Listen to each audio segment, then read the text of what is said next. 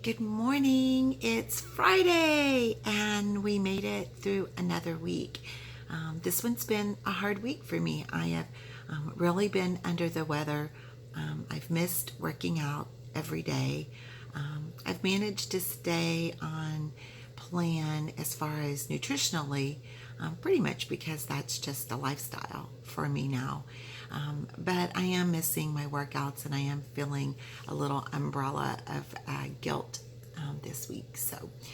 But that's not again the purpose of this video. Just thought I'd share that with you. The purpose of this video is yesterday I was driving to work and I had to go someplace new downtown before I went to work. So I was using my GPS and it was taking me a different route than I've never been because there was an accident or something on the freeway. Anyways, I was being rerouted. Story of my life, right? And I was going through this really old neighborhood. An area of town that even though I lived in Houston my whole life, that I've never driven through. It is a much older part of town. I guess it's what you would consider that we would say is not a good part of town to be in at times. And anyone who knows me knows I love those type of adventures. I like driving off the beaten path. I like going to see areas that I wouldn't normally visit or wouldn't normally get to see. And so I was driving via GPS, but I was really enjoying taking in what I was seeing, my journey, my adventure, whatever you want to call it, on my way to the tax office yesterday. So I was driving down the road and I came by this building. It was an old restaurant, still had the word barbecue on top, and it was completely closed, boarded up, and shut down. I don't know for how long, but you could tell that it had been there for quite some time. And for some reason, it just caught my eye. And as I drove past it, I immediately started to think of who owned that restaurant. Who was the family that built that restaurant? And right now, you can go ahead and say your condolences to my husband because this is how I think all the time. I'm constantly wanting the backstory. I'm constantly wanting to know the why. Even for my parents, when I was little, it was why. Why is that? Why is that named a couch? Why is that named a table? Who named it and why? And so I immediately started to think about the family that owned that restaurant. And and it just struck me as that old falling down, boarded up building at one time represented someone's dream. And I turned around and I went and I pulled into the parking lot and I just sat there for a minute. Probably not one of the smartest things I've ever done, but a lot of just some people around that maybe I shouldn't have been putting myself in front of. But at that moment, that part of my rationality didn't kick in. The part that I was sitting in this parking lot of this old building, no electricity, totally unplugged, the neon sign obviously not working and totally disconnected, big boards over the front door, broken pieces falling down. And I just realized that I wanted to know what happened. I wanted to find the family that owned this business and find out what made them close the doors. And so, all the different things, being in business for a long time or whatever, I just, did they run out of funds? Did they not have the people coming to support the business? Did they get tired? Did they, I don't know, all these things started going through my head. And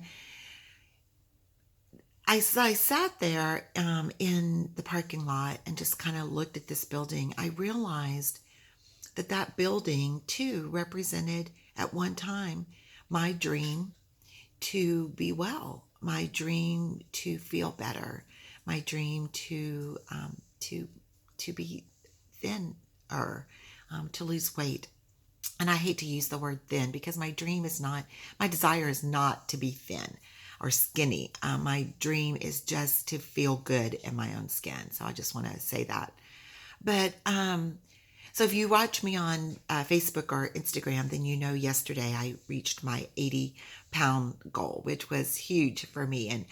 And so maybe this was all a part of this drive yesterday, because all the way to work yesterday in the back of my head, that number on the scale yesterday was so foreign to me.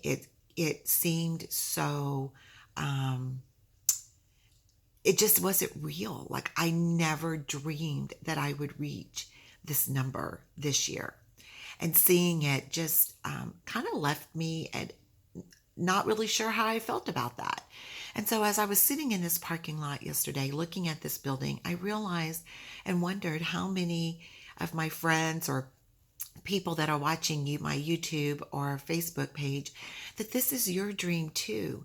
That our dreams are like this abandoned building, dusty, set aside, boarded up, totally disconnected, unplugged, not functionable anymore because we've put them out of sight, out of mind, believing that they're unobtainable. Maybe we didn't have the support around us to make them happen. Maybe we didn't, maybe we got sick and we just couldn't do it by ourselves anymore. For whatever reason that your dream is like that, I say it's time that we take the boards off, that we blow the dust off, that we take that dream and we plug it in again, that we reconnect it to what was driving you to do so in the first place. I hope that the family that once ran this barbecue restaurant, I hope they have a bigger barbecue restaurant someplace else. I hope that their business was so big and got so large that that small little building in this little neighborhood couldn't contain it anymore, and that now they are living beyond their wildest imagination. And that's what I'm visualizing for myself. And that's what I hope, if you're watching this video, that you are too. That that little abandoned building becomes so small and your dream becomes so large that it can't contain it anymore, and that you have to move, that you have to walk away from that so that you can grow, and that your dream, whether it's to be healthy, to be fit, to lose weight, to have a better marriage, to have a relationship, to be a better mom, a better friend, whatever that is, whatever your dream is, that I hope it's not contained in that broken down building, boarded up, and walked away from.